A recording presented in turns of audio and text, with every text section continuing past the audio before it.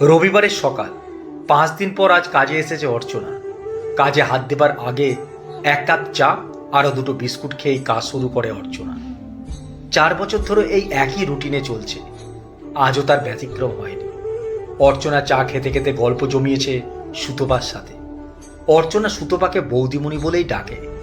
সুতপাও চায়ে চুমুক দিচ্ছে আর মন দিয়ে শুনছে অর্চনার কথাগুলো। জীবনে এই প্রথমবার পুরী বেড়াতে গিয়েছিল অর্চনা। না, অর্চনা একা যায়নি, স্বামী আর ছেলেকে সঙ্গে নিয়েই গিয়েছিল।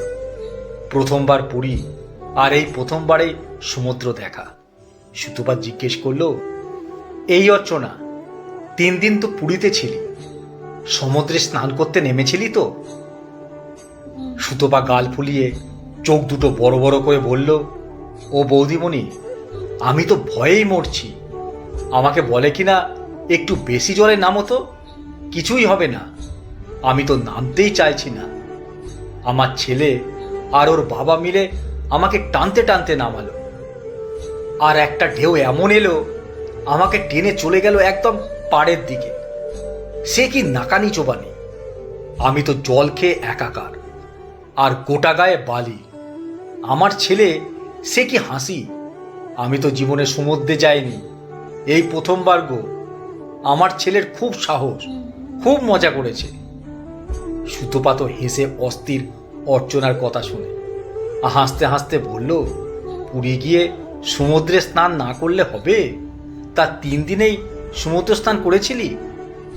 আর বলো না, প্রথম দিন একটু ভয় পেয়েছিলাম, তারপর থেকে আর ভয় লাগেনি।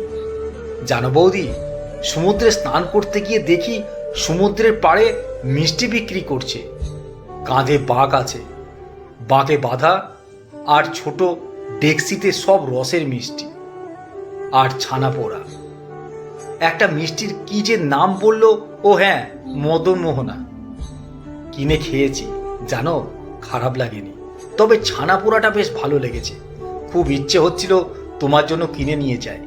আমার বর বলল 2 দিন থাকবে না, নষ্ট হয়ে যাবে। তাই আর নিতে পারলেও না, বলেই মনটা কেমন যেন খারাপ করে বসে থাকলো অর্চনা। আরে ও ঠিক আছে, আমরা তো অনেকবার খেয়েছি, পুরী গেলেই আমরা খাই।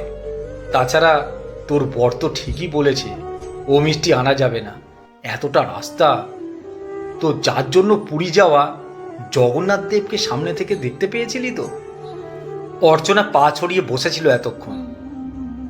জগন্নাথ দেবের নাম শুনেই অর্চনা পা দুটো গুটিয়ে নিয়ে আঁচলটা ডান হাত দিয়ে গায়ে টেনে কপালে 2 হাত ঠেকিয়ে ভক্তি মিশ্রিত সুরে বলে উঠল, বৌদি গো, আমার জীবন সার্থক।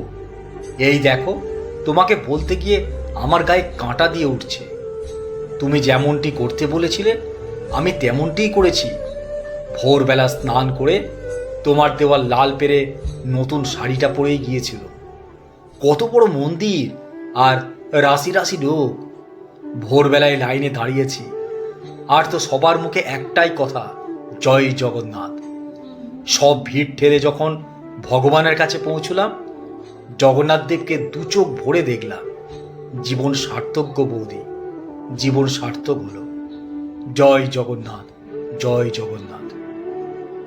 অর্চনা সুরে সুর মিলিয়ে 2 হাত তুলে সুতপাও আন মনে বলে উঠল, জয় জগন্নাথ, জয় জগন্নাথ। ওদিকে ততক্ষণে সোমনাথ গেটের বাইরে দাঁড়িয়ে বাজারের ব্যাগ দুটো গাড়ি থেকে নামিয়ে জোর গলায় বলে উঠল, জয় জগন্নাথ।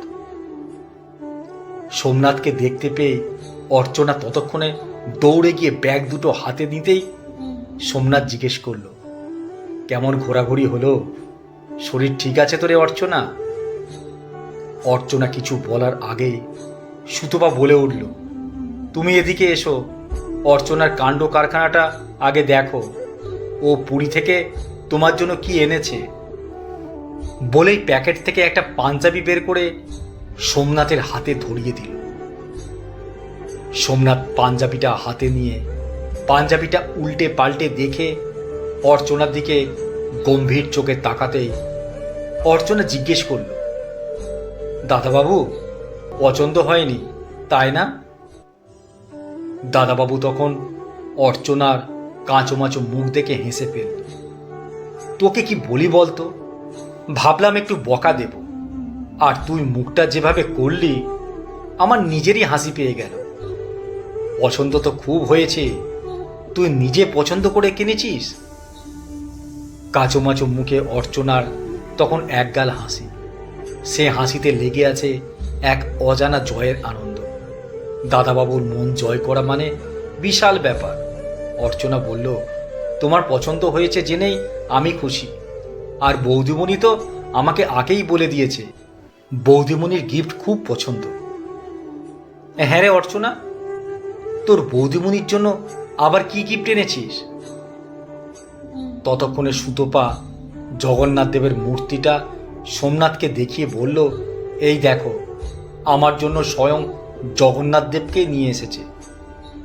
সে ঠিক আছে, তোমার জন্য না হয় জগন্নাথ নিয়ে এসেছে, আমার জন্য পাঞ্জাবিটা আনার কি দরকার ছিল? অতগুলো টাকা খরচ করার কোনো মানে হয়? সোমনাথকে ধমক দিয়ে সুতপা বলল, তুমিও না, ওর ভালো লেগেছে তাই এনেছে, ও কি কিছু আনতে পারে না আমাদের জন্য? বৌদিমুনির কথায় অর্চনা সাহস পায় একটু। মুচকি মুচকি হেসে অর্চনা বলে, বৌদিমুনি তো ঠিকই বলেছে। তাছাড়া তোমরা যখন কোথাও ঘুরতে যাও, আমার জন্য, আমার ছেলের জন্য তো কত কিছু নিয়ে আসো। আমি আর কতটুকু করতে পারি? তোমরাই তো সব করলে। তুমিই তো ট্রেনের টিকিট কেটে দিলে দাদাবাবু। তারপর বৌদিমণি যেই বলল হোটেল বুক করে দিতে, সঙ্গে সঙ্গে হোটেল বুকও করে দিলে। জীবনে ভাবতে পেরেছিলাম কখনো পুরী যেতে পারবো? আমরা গরিব মানুষ, আমার স্বামী দিনমজুরের কাজ করে, আমাদের কি সেই সামর্থ্য ছিল? ভগবানের দর্শন করতে পারলাম, সবটাই তো তোমাদের জন্য। আমি এই ঋণ কখনো শোধ করতে পারবো না। কথায় বলে, 4 ধামের 1 ধাম পুরী। খুব ইচ্ছে ছিল পুরী যাওয়ার, ভাবিনি তোমরা সেই ইচ্ছে পূরণ করে দেবে। তোমাদের বাড়িতে আমি কাজ করি মাত্র, কাজের লোকের জন্য এতটা? সুতপা আর বলতেই দিল না অর্চনাকে। মুখে আঙুল দিয়ে বললেন, চুপ চুপ, ওই কথা একদম বলিস না। জগন্নাথ দেবের কাছে আমরা তোকে পাঠাইনি, জগন্নাথ দেব নিজে থেকে ডাকেন। উনি না ডাকলে তার কাছে যে কেউই পৌঁছতে পারে না। প্রভুর ইচ্ছে হয়েছে তাই তুই যেতে পেরেছিস, আমরা তোকে শুধুমাত্র সহযোগিতা করেছি। তুমি ঠিক বলছো বৌদিমণি, প্রভু তো তোমাদের মধ্যে বিরাজ করে সেই ইচ্ছেটা জাগিয়েছেন। তোমাদের ইচ্ছে হয়েছে বলেই তো যেতে পেরেছি গো। আসল প্রভু তো তোমরা। জগন্নাথ দেব যে সবখানে আছেন, তিনি সব জানেন, সব দেখতেও পান। তোমাদের এই ঋণ কখনো শোধ করতে পারবো না। জগন্নাথ দেবের কাছে কি প্রার্থনা করে এসেছি জানো? আমি বলেছি, হে প্রভু, যাদের জন্য আমি তোমার কাছে পৌঁছতে পেরেছি, তাদের প্রতি আমি যেন সারা জীবন কৃতজ্ঞ থাকতে পারি। তাদেরকে যেন ভুলে না যায়, তাদেরকে কখনো ভুল করেও কষ্ট না দিয়ে ফেলি। এই আশীর্বাদটুকু আমাকে করো। আর বৌদিমণি আর দাদাবাবু, তোমরা সত্যি ভালো মানুষ। কাজের লোককে এতটা আপন করে নিয়েছো তোমরা, এ আমার বড় পাওনা। ভগবান যে সত্যি মানুষের মধ্যে আছে, আরও একবার যেন প্রমাণ পেয়ে গেল। কলমে সরজিৎ ঘোষ।